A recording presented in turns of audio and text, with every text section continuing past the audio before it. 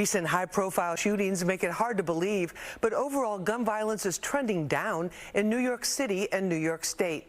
Despite that, law enforcement and community leaders say this is not the time to let down their guard. That's because there's a new gun threat emerging that's cheap, deadly, and can be made in anyone's home.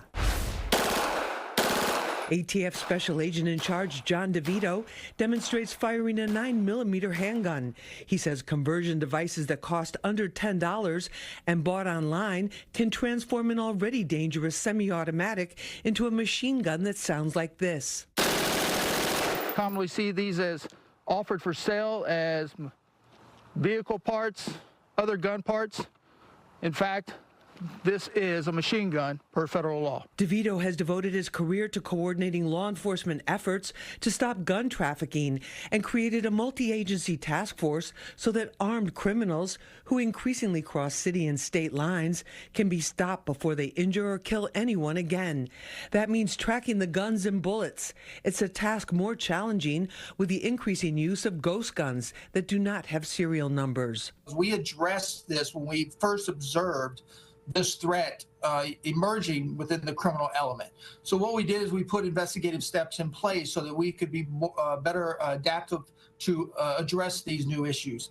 But let's be quite frank about this. The commercially manufactured firearms market still greatly outnumbers the privately manufactured ghost gun market. New York State has some of the toughest gun laws on the books, but bail reform and other legal changes that restrict judges' options are having an impact on how justice is administered and even if there are any consequences.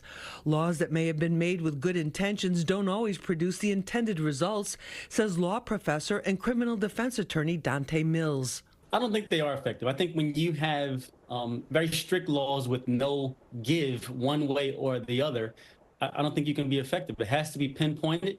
I think punishment should fit the actual crime that was committed, and sometimes it's a difference. A.T. Mitchell is the founder of the community anti-violence group ManUp. He's also the New York City gun czar. He says there's no question there are fewer shootings and murders than in the past in New York City, but that doesn't minimize other disturbing trends. The shooters are younger and can more easily get their hands on guns. We have to begin to address and attack and go in to reach the youngest of our population. I'm talking about as early as elementary school. There's a lot more that goes into making our community safe, especially for our children.